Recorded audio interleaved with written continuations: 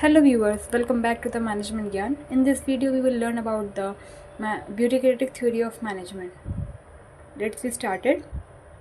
जो bureaucratic management है वो मैक्स वेबर ने दी थी। मैक्स वेबर फाउंडर थे ब्यूरोक्रेटिक थ्योरी के। जो मैक्स वेबर थे वो जर्मन सोशलिस्ट थे और जो एक इकोनॉमिस्ट भी बोला जाता है उनको, तो उनको एज अ ब्यूरोक्रेटिक थ्योरी का फादर भी बोला जाता है।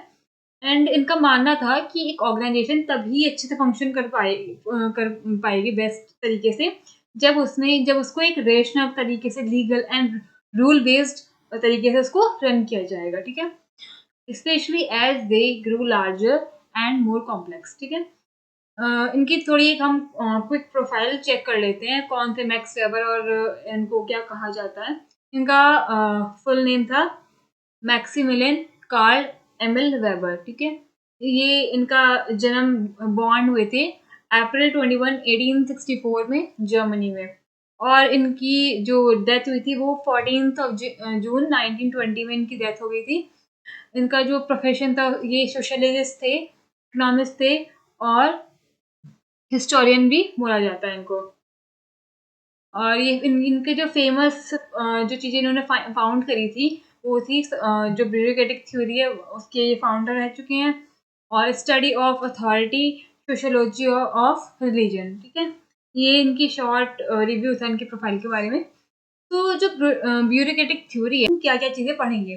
तो bureaucratic theory basically max Weber ने इसे लेके आए थे। किसी भी ऑर्गेनाइजेशन को, किसी भी फर्म को स्मूथली रन करने के लिए उसमें कुछ चीज़ें होनी बहुत ज़रूरी होती हैं, जो क्या rules and regulations, formal structure and clear authority hierarchy. तो रूल्स एंड रेगुलेशंस इनका मेजर ये मानना था कि एक स्ट्रक्चर्ड फॉर्म से अगर किसी भी एक ऑर्गेनाइजेशन को रन किया जाएगा तो वो एक बेस्ट रिजल्ट हमें प्रोवाइड कराएगी। ठीक है, तो मैक्स वेबर जो थे बिलीव उनका ये बिलीव था organisation should be govern by logic, उसको एक लॉजिक से चलाना चाहिए, नॉट बाय पर्सनल चॉइस और इमोशंस। पर्सनल चॉइस इमोशंस को हमें प्राइमरी ना रख के लॉजिस्टिक वे से अगर हम किसी ऑर्गेनाइजेशन को चलाएंगे तो वो अच्छा रन करेगी।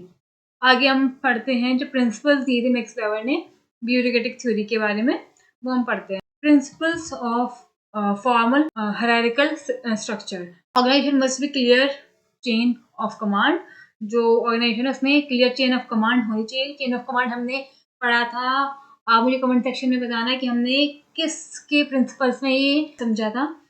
जो अथॉरिटी है वो टॉप टू बॉटम फ्लो करनी चाहिए, ना कि bottom to top. Top to bottom जैसे कि जो हमारे डायरेक्टर्स हैं, जो टॉप लेवल मैनेजमेंट है, वो ही वो मतलब स्ट्रक्चर बना के वो ही फॉर्मुलेट करके स्ट्रैटेजीज फिर वो उसको फ्लो कराते हैं कि फिर वो फर्दर अपने जो ब्रांच मैनेजर उनसे डिस्कस करेंगे, देन ब्रांच मैनेजर सुपरिटेंडेंट से डिस्कस करेंगे, देन सुपरिटेंडेंट अपने वर्कर्स या फिर एम्प्लॉयज से डिस्कस करेंगे। तो ये टॉप टू बॉटम फ्लो करती है। तो ये हायरार्किकल स्ट्रक्चर होना चाहिए एक बिजनेस में, जो कि उसको एक स्ट्रक्चर्ड फॉर्म में मेंटेन करने में हेल्प करता है।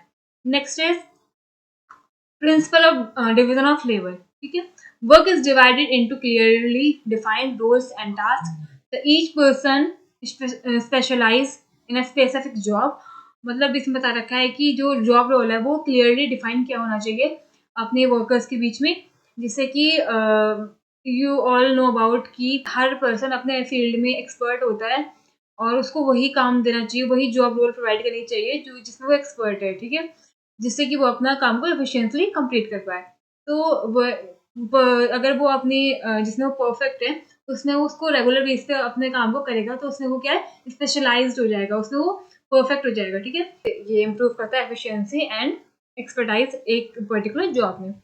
नेक्स्ट है principles of formal rules and regulations. हम मिक्स वर्ल्ड का पहला पॉइंट यही था कि रूल्स एंड रेगुलेशंस होने चाहिए प्रॉपर एक ऑर्गेनाइजेशन में रन कराने के लिए। तो यही बता रखा है कि जो रूल्स एंड रेगुलेशंस होती हैं वो प्रॉपर रिटेन होने चाहिए, जिसके बेस पे एक एम्प्लॉय प्रॉपर वहाँ पे वर्क कर पाए, वर्किंग कंडीशन अच्छी हो। ठीक है, every action should be follow written rules and procedures. जो भी काम किया जाए वो रिटन रूल्स और प्रोसीजर के अकॉर्डिंग किया जाना चाहिए। दे इंश्योर कंसिस्टेंसी, जो क्या एक कंसिस्टेंसी मतलब कि रेगुलर फॉर्म में वो काम होता जाएगा, जिसके थ्रू फेयरनेस रहेगी, डिसिप्लिन रहेगा। ठीक है, और employees do not rely on personal judgement. Principles of employ based on technical qualification. तो इसका मतलब ये है कि selections and promotion are based on skills, experience and education. Employ hire through merit based system, not a personal connections. तो इसमें बता रखा है कि जो रिक्रूटमेंट का, सिलेक्शन का या फिर स्टाफिंग का जो भी प्रोसीजर होता है, उसमें क्या पर्सन की स्किल्स को, एक्सपीरियंस को, एजुकेशंस को देखा जाना चाहिए, ना कि उसके पर्सनल क्या उसके कनेक्शन है। ऐसा नहीं है कि एचओडी का नोन है तो उसको रख लिया और उसमें स्किल्स नहीं है, उसमें कोई नॉलेज नहीं है, तो ऐसा नहीं होना चाहिए। पर्सनल कनेक्शंस को अवॉइड करके जो एम्प्लॉय की जो स्किल्स, एक्सपीरियंस एंड एजुकेशन है उसकी बेस पे एक सिलेक्शन होना चाहिए एम्प्लॉय का, ठीक है। Employ are hire through merit based system, और एम्प्लॉय जो है मेरिट बेस्ड सिस्टम के थ्रू हायर होना चाहिए, ठीक है। A government job require passing a civil service exam to qualify. मतलब ये जैसे गवर्नमेंट एग्जाम्स होते हैं, जो बंदा एग्जाम क्वालिफाई कर देन वही एलिजिबल होगा उस जॉब के लिए। तो ये इस टाइप का सिस्टम होना चाहिए। Principle of career orientation. Employ view their job as a career, not just a short term position. मतलब एक एम्प्लॉय है, उसको जो इस जॉब रोल को एज अ कैरियर देखेगा अपना, तो वो उसमें परफेक्शन लेके आएगा और उसको वो लंबे टाइम तक परफॉर्म करेगा, ठीक है। Then last principle is principle of interpersonality. तो इसमें बता रखा है कि decision must be made objectively, not based on personal feelings और रिलेशनशिप। जो डिसीजन होने चाहिए ना ऑर्गेनाइजेशन के, वो मतलब ऑर्गेनाइजेशन के को देख के उसकी बेनिफिट के लिए होने चाहिए, ना कि पर्सनल फीलिंग और रिलेशनशिप को लेके होने चाहिए। इमोशनल इन्फ्लुएंस नहीं होता था और कोई फेवरेटिज्म भी नहीं होता था इस प्रिंसिपल के according. Everyone is treated equally under this rule, और सबको इक्वली ट्रीट किया जाना चाहिए। For example, hiring is based on qualification, not family ties और फ्रेंडशिप। जो हायरिंग होनी चाहिए पर्सन की, वो क्वालिफिकेशन के बेस पे, उसके स्किल्स के बेस पे होनी चाहिए, ना कि जो पर्सनल कनेक्शंस होते हैं उनके बेस पे नहीं होनी चाहिए, ठीक है। Next is advantages. क्या क्या इसकी एडवांटेज थे ब्यूरोक्रेटिक थ्योरी के, क्या डिसएडवांटेजेस थे। तो इंक्रीज प्रोडक्टिविटी, ऑब्वियस सी बात है कि जब एक स्ट्रक्चर्ड फॉर्म में एक ऑर्गेनाइजेशन रन करेगी तो उसकी प्रोडक्टिविटी इंक्रीज होगी उसकी, ठीक है। नेक्स्ट है clear organisation structure. Organisation structure clear होगा कि क्या हाँ अथॉरिटीज़ है, किसको हमें रिपोर्ट करना है, तो वो सब चीज़ें क्लियर होती हैं। Emphasise on planning and control, तो प्लानिंग एंड कंट्रोल में हेल्प करती है। इनकरेज डिसिप्लिन एंड रिस्पॉन्सिबिलिटी, और डिसिप्लिन और रिस्पॉन्सिबिलिटी को इनकरेज में बढ़ावा देती थी इनकी ये थ्योरी, मतलब इनकी ये जो प्रिंसिपल्स थी। ये क्या क्या लिमिटेशंस थे इसके। Ignore human and social need of employees. जो ह्यूमन और सोशल नीड्स होती थी एम्प्लॉय की, उसको इग्नोर किया जाता है। ऑब्वियसली बात है, पूरी क्लासिकल थ्योरी में इग्नोर ही किया गया है जो एम्प्लॉयज की जो नीड्स थी, ठीक है। Rigid and inflexible structure. Rigid का मतलब क्या होता है कि स्टेबल, मतलब उसमें कोई भी फ्लक्चुएशन नहीं होना, ठीक है, स्थिर रहना, रिजिड, ठीक है। Over emphasise on rules and formalities, मतलब इसमें था कि जो रूल्स और ये रिस्पॉन्सिबिलिटीज, फॉर्मेलिटीज थी, इनका ज़्यादा लोगों को ज़्यादा दबाव डालने से भी लोग इरिटेट होते थे जो एम्प्लॉय थे, ठीक है।